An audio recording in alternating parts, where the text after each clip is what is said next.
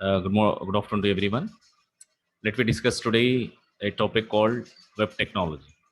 So, as already, this is a not a old buzzword. This is already I have studied the course web technologies. But here, point of this is a web technology where how we are going to be using in the cloud environment, how the it will be operate with the help of this cloud environment. It's a very small topic. So, without any late, let me start about this. So web technology, already you have studied this course where we are dealing whenever any application which belongs to a web, when you are running through the web, then it comes into web application. Now to run that application is normally web concept is enough. But when you make that application as a remote one, as accessing remotely, then we require the a technology which is related to web technology. Now here the question goes to how it will be related web technology, how it related to the cloud computings. So this fundamental reliance is on interconnecting web browsing. So this cloud computing related to web technology is a internetworking, web browser universality, and ease of web-based service deployment. So ease of web-based service deployment is when the application is ready. Now you are going to be deploying. When you are going to be just deploying into that cloud, and from that cloud it is going to be accessing. The example is in the Play Store is a one cloud where all the different applications are going to be deploying over there, and from there maybe those who are using Android, it's a web Play Store. Those who are using Windows operating system, it is a Google Play Store. So it depends on the Play Store is vary from iPhone OSs to different OSs to different Play Stores over there. Now in that stores, you are going to deploying all the apps, applications. From there, it is going to be accessing through the internet network. So web technology is generally used both for the implementation part as well as for the management interfaces. Management interfaces in the sense like we are going to have considering the implementation part, how it would look like, but it is not a way where we can have customized when it is deploying over there, but we can also it is providing web technology the management interface.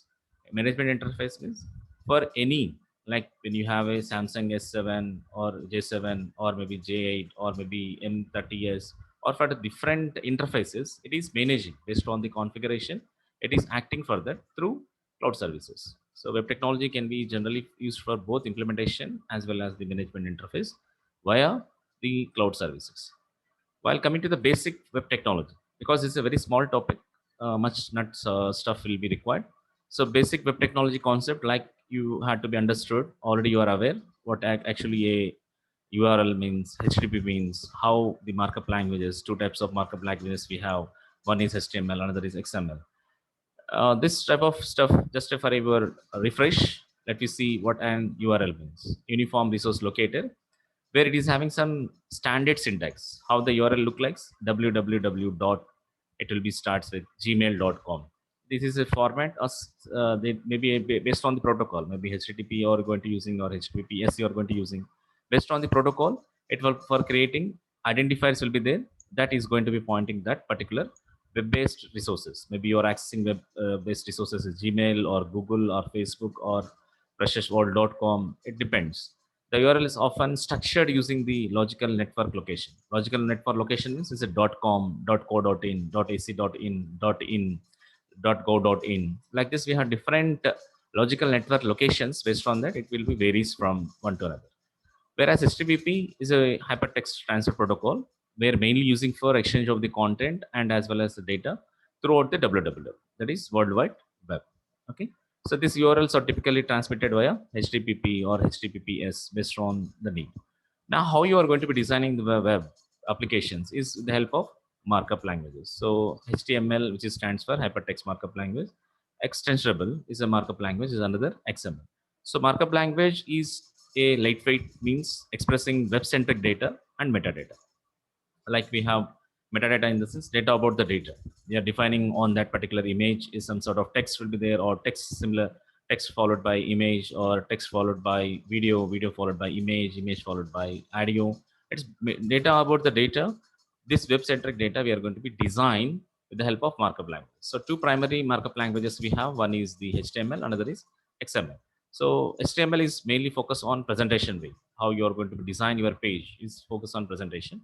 XML is mainly focuses on the data, how you are going to be hierarchically you can display. That is the associate meaning to web-based data via metadata.